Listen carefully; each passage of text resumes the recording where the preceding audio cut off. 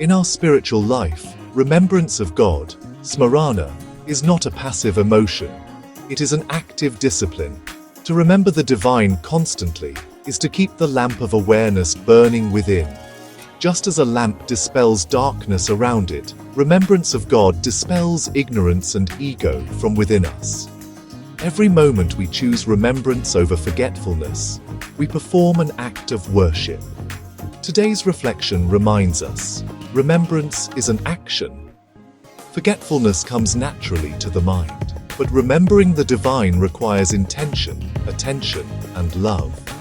Saints throughout the ages have shown us that when remembrance becomes the breath of our life, it transforms our actions into worship.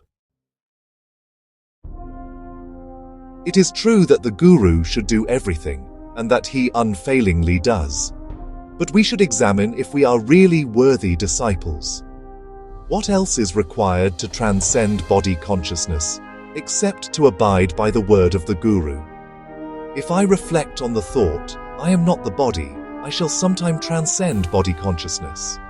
Alternatively, I say, God is mine, so that I forget body consciousness. I tell you on the authority of Samartha Ramadas, take care of your moral discipline, and whatever be the circumstances, do not forget Nama. He is a real devotee who says, whatever I do is for God. One has to become an excellent devotee for elimination of doership. To aspire for nothing other than God is the sign of an excellent devotee. That obstacle which holds God off from us is a true obstacle.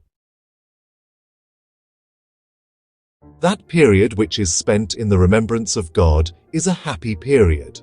Remembrance is an action and forgetting is a natural impulse. Remembrance is like an offering to the fire, and annihilating ego is a complete final offering. The impulse must be submerged with God. We instinctively remember sense pleasures as they have taken complete possession of us, but remembering God has to be intentional. It is not so easy but not so difficult either. It is possible for human beings to do it. Devotion to God is naturally achievable. It can actually be achieved by constant awareness of God. This awareness, well, it must be consciously maintained. Then experience will come early, just like a sentry on duty is vigilant. Similarly, if awareness of God is maintained consciously, worldly desires will be destroyed. There really should not be the least slackness in this awareness. Otherwise, desires will get an opportunity, just like a thief.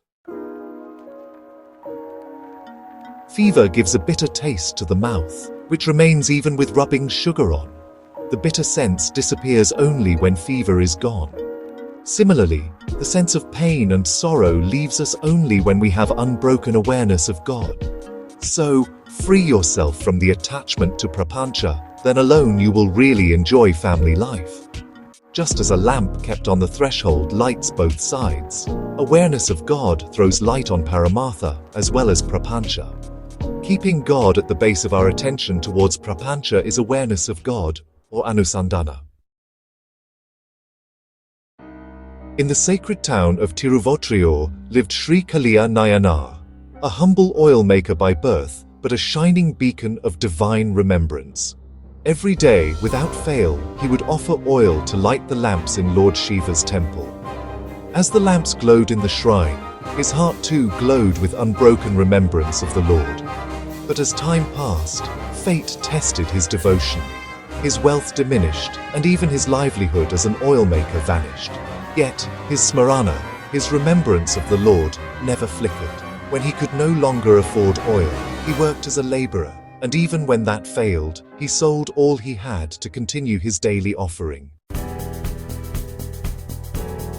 Finally, one day, he found himself with nothing left. No oil, no money, no means to serve. But his remembrance of Shiva did not end with his possessions. He resolved that if oil was unavailable, he would offer his very life, his own blood, to keep the Lord's lamps burning. With that intense remembrance and love, he prepared to cut his throat to fill the lamps with his blood. Moved by his unwavering devotion, Lord Shiva appeared before him with Mother Parvati, stopped his hand, and blessed him with liberation. Kaliya Nayanar's life teaches that remembrance is not a mental act, but a living, breathing devotion, an action that consumes the ego and illuminates the soul.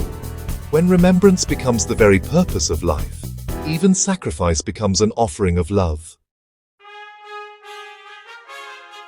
To remember God is to act in love. To forget him is to drift into darkness. Remembrance is the truest action because it transforms every thought, every word, and every deed into worship. Like Kaliya Nayanar, may our remembrance become so constant and selfless that even our smallest act shines with divine awareness. Let every breath become a flame of remembrance, every moment a lamp lit in the temple of our heart.